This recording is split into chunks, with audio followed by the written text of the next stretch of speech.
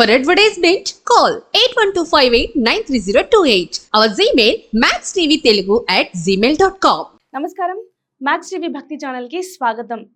గురుగ్రహ మార్పు వల్ల 12 రాశుల వారికి ఏ విధంగా ప్రభావం ఉండబోతుందో మరి ఇవాళ మనకు తెలియజేయడానికి స్టూడియోలో ఉన్నారు ప్రముఖ జ్యోతిష పండితులు, ఆధ్యాత్మికవేత్త ప్రొఫెసర్ డాక్టర్ ముల్లపూడి సత్యనారాయణమూర్తి గారు. మరి వారిని అడిగి మరింత సమాచారం తెలుసుకుందాం.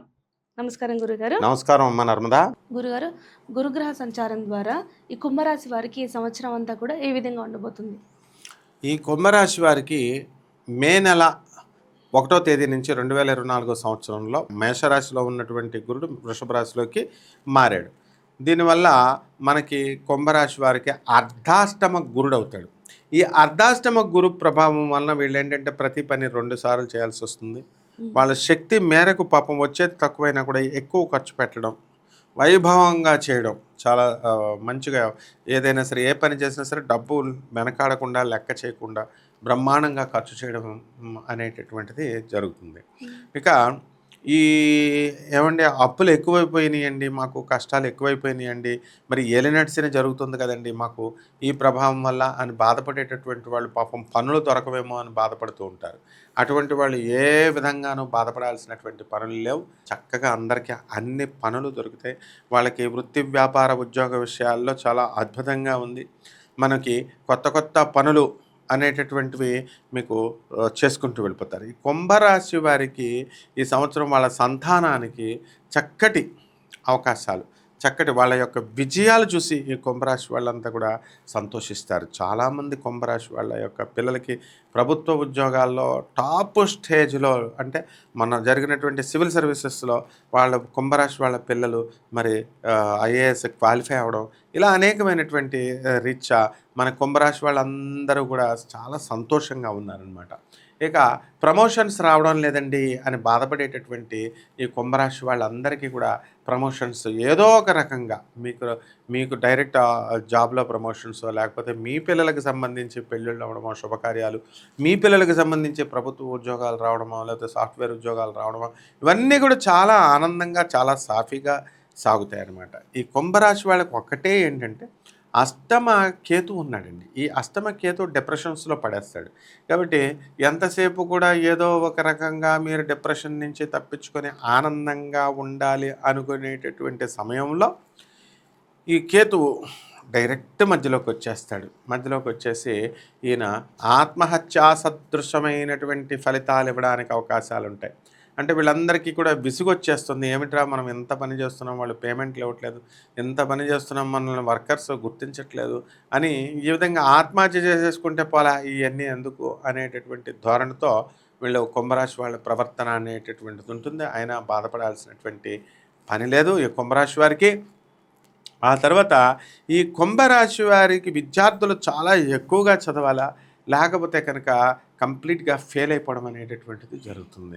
కాబట్టి కాన్సన్ట్రేషన్తో ఏమంటే మాకు గుర్తు రావడం లేదండి అసలు చదువు, మేము చదువుతున్నా సరే మేము పాస్ అవ్వమేమో అండి అని బాధపడేటటువంటి వాళ్ళంతా కూడా ఖచ్చితంగా మీరు చదివితే ఎటువంటి వాడికైనా సరే అది గుర్తుండేటటువంటి అవకాశాలు ఉంటాయి. నువ్వు ఎంత యావరేజ్ స్టూడెంట్ అయినా సరే నువ్వు సివిల్ సర్వీసెస్లో సెలెక్ట్ అయిపోవడానికి అవకాశాలు ఉంటాయి.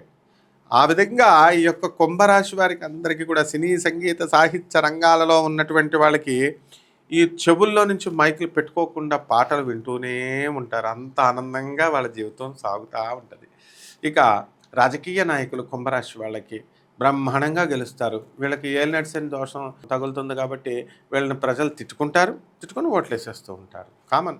But finally success is yours. Okay, అలాగే గురుగారు ఈ కుంభరాశి వారు ఎటువంటి రెమెడీస్ పాటించాలి? కుంభరాశి వారు చక్కగా ఈ అష్టమ కేతు జరుగుతుంది కదా, అష్టమ కేతు దోషం కనుక చేసుకోకపోతే చాలా లావ్ అయిపోవడానికి అవకాశాలు ఉంటాయి. అంటే డిప్రెషన్, మానసికంగా డిప్రెషన్ తెస్తుంది, కానీ శారీరకంగా పాపం ఎదుగుదల అనేటటువంటిది జరుగుతుంది. అసలు సహజంగానే కుంభరాశి వాళ్ళు మంచి పుష్టిగా ఉంటారు. దాసనారాయణరావు గారు వీళ్ళంతా కుంభరాశిలోకి వస్తారనమాట. సో కేతు జపం చేసుకోవాలా, కేతు స్తోత్రాలు చదువుకోవాలా, కేతువుకి కిలోంపావు ఉలవల్ని తర్వాత ఏం చేయాలి, దీనికి జోడీగా చిత్రవర్ణం కలిగినటువంటి మల్టీ కలర్డ్ వస్త్రాన్ని తీసుకెళ్ళి పేద బ్రాహ్మడికి సోమవారం నాడు ఉదయం 8 గంటలకి వీళ్ళ దానం చేసేయాలి. ఆ తర్వాత చక్కగా ఈ కేతు గ్రహానికి గరిక గడ్డితో మనం వినాయకుల వారికి సోమవారం నాడు ఉదయం 7 గంటలకు పూజ స్టార్ట్ చేసేయాలి. తీపి బూందీ లడ్డూల్ని, ఇటువంటి కుడుముల్ని మీ శక్తి మేరకు ఏదైతే ఉంటుందో అవన్నీ కూడా భక్తి మహాముఖ్యం. గుర్తుపెట్టుకోండి. మీరు పెట్టుకునేటటువంటి చెరుకులు, ఫ్రూట్స్, అరటిపళ్ళు, నైవేద్యాలు ఇవన్నీ కూడా కాకుండా మనం మనస్సంతా కూడా గణేష్ మీద, మహారాజు మీద పెట్టి మనం ఓం గణేశాయ నమః అనేటటువంటి మహామంత్రంతో కనుక మనం పూజ చేసుకున్నప్పుడు ఈ అష్టమకేతు దోషం పోతుంది. అయితే ఇంకొకటి ఉంది కదా మనకి బోనస్ దోషం. అంటే బోనస్లు ఇవ్వడం జీతాల్లోనే డబల్ బోనస్లు కాకుండా మనకు దోషాలు పీడించడంలో కూడా బోనస్లు ఉంటాయి. అది ఏలినాటి శని. ఈ కుంభరాశి వారికి శని జపం చేసుకోండి, శని స్తోత్రాలు చదువుకోండి, శనికి కిలోంపావు నల్ల నువ్వుల్ని, నల్లని వస్త్రాన్ని పేద బ్రాహ్మణులకి శనివారం నాడు ఉదయం 8 గంటలకు దానం చేయండి. శనివారం నాడు చక్కగా నవగ్రహాల చుట్టూ ప్రదక్షిణ చేస్తూ ఆ యొక్క నువ్వుల నూనెని ఓం శనైశ్చరాయ నమః అనే మహామంత్రంతో జపం చేస్తూ శనీశ్వరుడికి అభిషేకం చేయండి. ఆడవాళ్ళు కూడా నిర్మహటంగా ఆ శనీశ్వరుడి గుడికి వెళ్ళి శని విగ్రహం ముందు దర్జాగా వేయొచ్చు. అలాగే శ్రీ వెంకటేశ్వర స్వామి వారిని కానీ, శ్రీ ఆంజనేయ స్వామి వారిని కానీ శనివారం నాడు చక్కగా ఇంట్లో మీరు పూజ చేసుకోండి. జమ్మి చెట్టు దగ్గరికి వెళ్ళండి. జమ్మి చెట్టు ప్రదక్షిణాలు చెప్తున్నాం కదా, కేవలం జమ్మి చెట్టు దగ్గరికి ఖాళీగా ఊపుకుంటూ వెళ్ళకండి. బకెట్ నీళ్లు పట్టుకెళ్ళండి. నీళ్లు ఎండాకాలంలో ఎవరు పోయరు కాబట్టి చెట్లకు నీళ్లు పోయండి. జమ్మి చెట్టుకి పోసి చక్కగా అక్కడ చిన్నగా దూరంగా దీపారాధన అగరబత్తీలు వెలిగించి జమ్మి చెట్టుని మీరు పూజ చేసుకున్నట్లయితే పాండవుల అజ్ఞాతవాసాన్ని కూడా వాళ్ళు సక్సెస్ చేసింది. జమ్మి చెట్టు అంటే సాక్షాత్ శని మిమ్మల్ని కుబేరులు చేస్తుందన్నమాట అమ్మ. ఓకే. ఈ సంవత్సరం కుంభరాశి వారికి ఏ విధంగా ఉండదో తెలియజేశారు గురుగారు. ధన్యవాదాలు. ధన్యవాదాలమ్మా.